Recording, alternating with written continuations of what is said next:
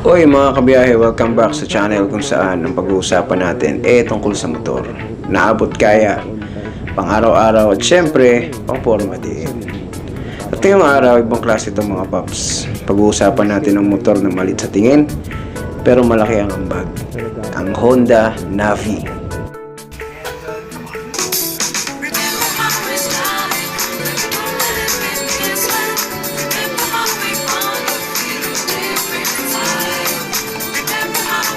Di mo alam kung laruan ba siya o legit na motor. Pero spoiler alert, pang masa to. Solid.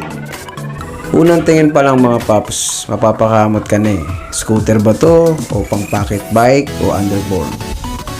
Pero hindi. Unique to mga boss. Parang pinaghalo si Scoopy at XRM na may pagka-mini-me. May sariling style. May sariling atake. May comfy seat, analog speedo, may big storage box sa gitna. Perfect sa ulam o tools. At may pagka-custom ready talaga. Tingin mo pang teenager lang? Hindi pre. Kahit si tatay kayang-kayang sakyan to. Nang may swag. Under the hood, under the tank. Meron tayong 100cc air-cooled carburetor engine.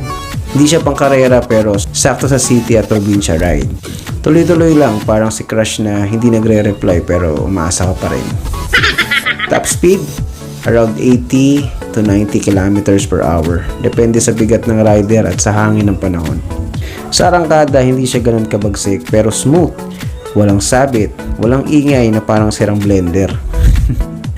Gasolina ba? Aba, itong panalo dito. Umaabot ng 50 to 60 km per liter. Minsan 65 pa kung chill ang takbo. Kung estudyante ka, delivery rider o vegetarian, swak na swak. Tipid sa gas pero hindi tinipid sa forma. Ito na ang tanong ng masa. Magkano ba? As of latest release, nasa 77,000 to 80,000 ang SRP. Depende sa dealer. Pero minsan may promo so huwag mang hinayang tumawad. Compare sa ibang 100cc scooters, medyo mas mura si Navi. Lalo na't may Honda badge yan. Ibig sabihin, tibay at tested. Sa pros and cons naman mga bossing, so yung pros niya, budget friendly, murang maintenance, change all, basic lang. Matipid sa gas, unique sa design, pang head turner, magaan, madaling maniobra. Ang cons naman niya, walang kickstart, so dapat laging charge ang battery. Di ganun kalakas ang arangkada. Medyo maliit kung 6-footer ka.